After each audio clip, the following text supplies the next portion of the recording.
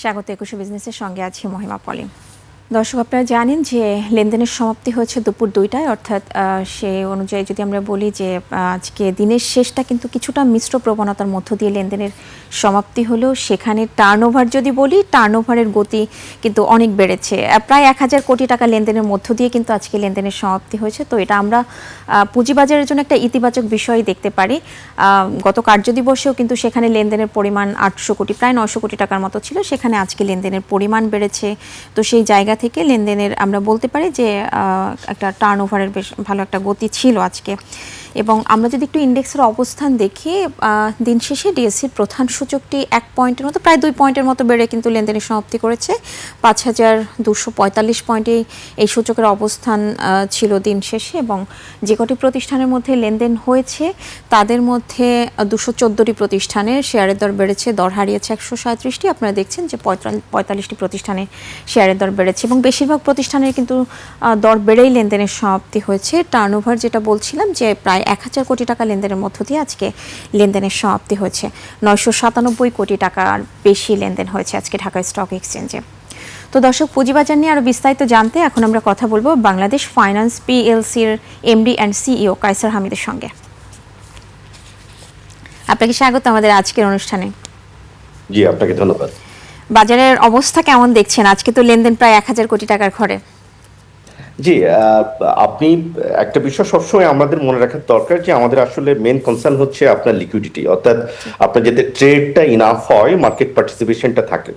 So আমরা সেটার একটা পজিটিভ টোন হয়তো দেখতে পাচ্ছি, বিকজ আমরা গভর্নমেন্ট থেকেও এসএসসির পুরা বিষয়টা নিয়ে একটা ইম্পর্টেন্স দেওয়া হচ্ছে এবং গত কয়েকটা 2-3টা মিটিংয়ে ফাইন্যান্স মিনিস্টার বলেছেন যে এসএসসি কে উনি ঢেলে সাজাতে চান এবং পলিটিক্যালি যারা আছেন এভাবে কোনো নিয়োগ দেওয়া হবে না, ভেরি প্রফেশনাল লোক নিয়োগ দেওয়া হবে। সো এই বিষয়ে মানুষের মধ্যে যে অনিশ্চয়তা, যে আস্থা সংকট ছিল, সেটা আমার কাছে মনে হয় যে কিছুটা হলেও কাটা শুরু হয়েছে। মানুষ হয়তো আশা করছে যে খুব শীঘ্রই এই চেঞ্জটা দেখতে পাবে, যার ফলে পার্টিসিপেশনটা একটু বেড়েছে, ট্রেডটা বেড়েছে। ইন্ডেক্স তো আসলে আপনি সবসময় বাড়াতে থাকবেন, এটা কোনোভাবেই একটা স্টক এক্সচেঞ্জের মোটিভেশন হওয়া উচিত না।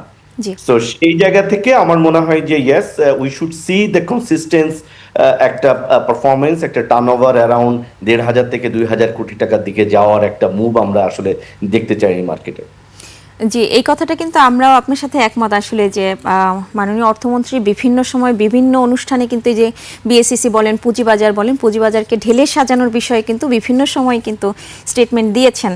তো এটা অবশ্যই হয়তো বাজারের জন্য একটা পজিটিভ ইম্প্যাক্ট পড়বে বাজারে। আরেকটা বিষয় নিয়ে কথা বলতে চাচ্ছিলাম যে এই যে বন্ধ কারখানা চালুর বিষয়ে কিন্তু একটা নতুন একটা সিদ্ধান্ত হয়েছে, যেটা আগে একটা নিয়ম ছিল যে 30% শেয়ার ধারণ না থাকলে শেয়ার ধারণের যে বাধ্যবাধকতা ছিল সেটা তুলে দেওয়া হয়েছে। এটাকে কিভাবে দেখছেন?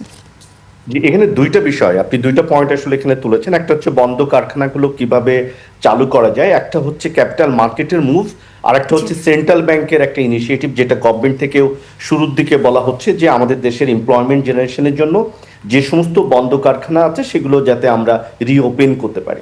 এখন আসলে যে কারখানার কিছু নাই সেইখানে তো আপনি টাকা ঢেলে সেটাকে রিওপেন করতে পারবেন না, কিন্তু যে কারখানাগুলো এখন ওয়ার্কিং ক্যাপিটালের কারণে আপনার আটকে আছে, কিন্তু তার ইনফ্রাস্ট্রাকচার আছে, তার হয়তো ম্যানেজমেন্টে উইকনেস আছে, যেটাকে একটু স্ট্রেনথেন করলে সেটাকে ঠিক করা যাবে, তাদের কিছু ট্যাক্সেশন ইস্যু আছে, ব্যাংকের কিছু সাপোর্ট দরকার।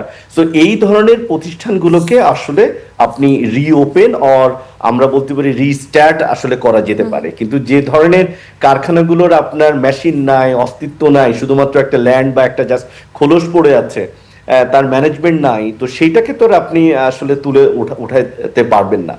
এক্ষেত্রে দুইটা, একটা হলো যে বাংলাদেশ ব্যাংক থেকে একটা রিফাইন্যান্সিং স্কিম আপনার চালু হয়েছে, এটা আমরা দেখতে চাই যে আসলে কিভাবে এক্সিকিউশন হবে, কেননা এখানে যে কন্ডিশনগুলো আছে যে আপনার পলিটিক্যালি যাতে ইউজ না হয়, সক্ষমতা দেখে যাতে এই বিচার বিশ্লেষণ হয়, তো এগুলো তো আমরা সবসময় শুনছি। আমরা আশা করি যে এবার সেইটাকে দেখে সত্যিকারের সক্ষমতা আছে যে কারখানাগুলো, সেই কারখানাগুলো যাতে আসলে রিস্টার্ট করা যায়। আর সেকেন্ডটা হচ্ছে যে এসিসি রেন্ট থেকে আপনার কারখানাগুলো ওপেন করার তো আসলে খুব বেশি তাদের হাতে টুলস নাই। এটা হয়তো তারা কথা বলার ক্ষেত্রে বলছে, তাদের তো দরকার হচ্ছে যে ম্যানেজমেন্টকে, অন্টারপ্রিনারকে, প্রমোটারদেরকে ডেকে এনে তাদের কি সমস্যাগুলো আছে সেই লিয়াজোর জায়গায় হয়তো কিছু কাজ করতে পারবে।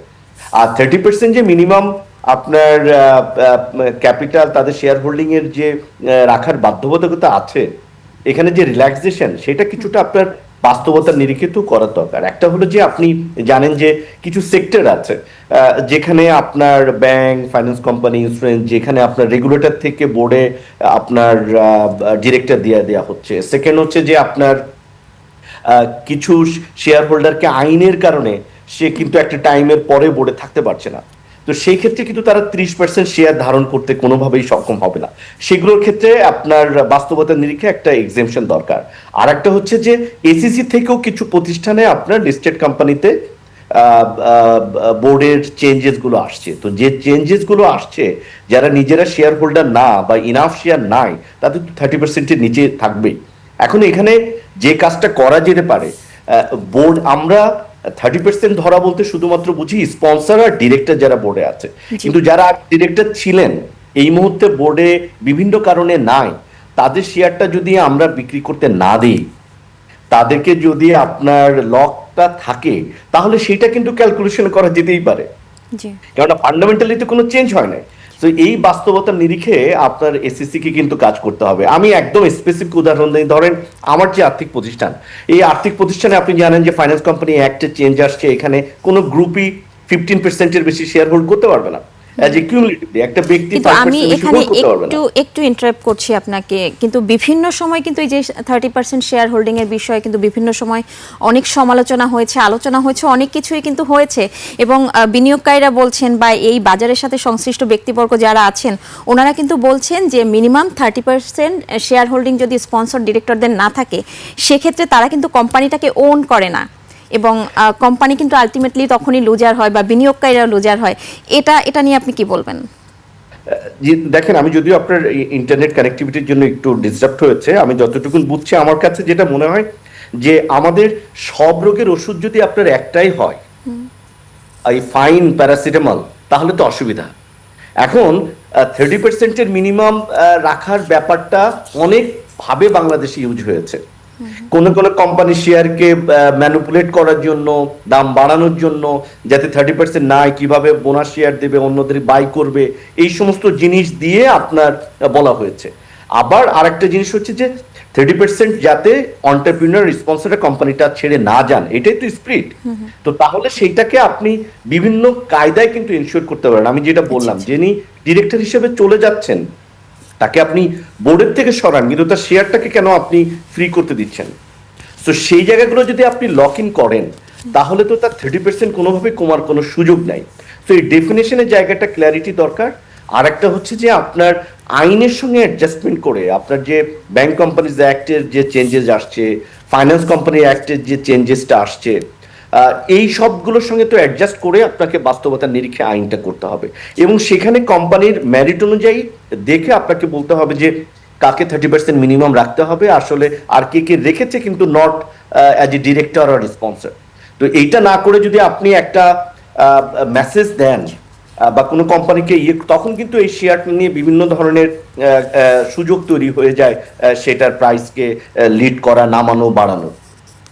তাহলে কি আমরা আসলে ধরে নিতে পারি যে আসলে যে সিদ্ধান্ত নেওয়া হয়েছে সেটা পুঁজিবাজারের উপর একটা ভালো একটা প্রভাব পড়বে? এটা আমরা ধরে নিতে পারি। এটার ব্যবহারটা যদি আপনি, আমার মনে হয় যে দেখে শুনে করা হয়, অবশ্যই ভালো হয়েছে। মিউচুয়াল ফান্ডের অবসায়নের জন্য যে সিদ্ধান্ত, অবশ্যই ভালো হয়েছে, কিন্তু এটা যেন ওই আপনার পার্সোনাল গ্রাজের কারণে আপনি সবাইকে এক মাপে মেপে একইভাবে ফাইন করতে থাকবেন, সেরকম প্রসেসের মধ্যে যেন না যায়। এই জায়গাটা আমি যেহেতু আপনি মিউচুয়াল ফান্ডসটা একটু টেনেছেন, আমি যদি এখানে একটু একদম ছোট্ট করে জানতে চাইবো যে মিউচুয়াল ফান্ড যে বিধিমালা দুটি অবসায়ন বা ওপেন এন্ডের যে বিষয়টি হচ্ছে নেওয়া হয়েছে, যে সিদ্ধান্ত নেওয়া হয়েছে, সেটা আসলে পুঁজিবাজারের উপর কতটা গুরুত্বপূর্ণ বলে মনে হচ্ছে আপনার? জি, এটা কারণ আপনি দেখেন যে একটা কোম্পানির ন্যাব এত হাই, অথচ সে মার্কেট প্রাইসে সে ইউনিট হোল্ডাররা তার প্রাইসটা পাচ্ছে না। এখন সেইখানে এই যে ন্যাভটা আমরা আর্টিফিশিয়ালি কি করেছি কিনা, যে এমন কিছু শেয়ার এখানে আছে যে শেয়ারগুলো ট্রেড হচ্ছে না, প্রাইভেট প্লেসমেন্ট বা যে ফান্ডটা পাওয়া সম্ভব না, সেইটাকে আমরা ন্যাভে ক্যালকুলেশন করে এনে কি দেখাচ্ছি কিনা, তো সেইটার কারণে কি আসলে এটা ইম্প্যাক্ট নাকি জেনুইনলি।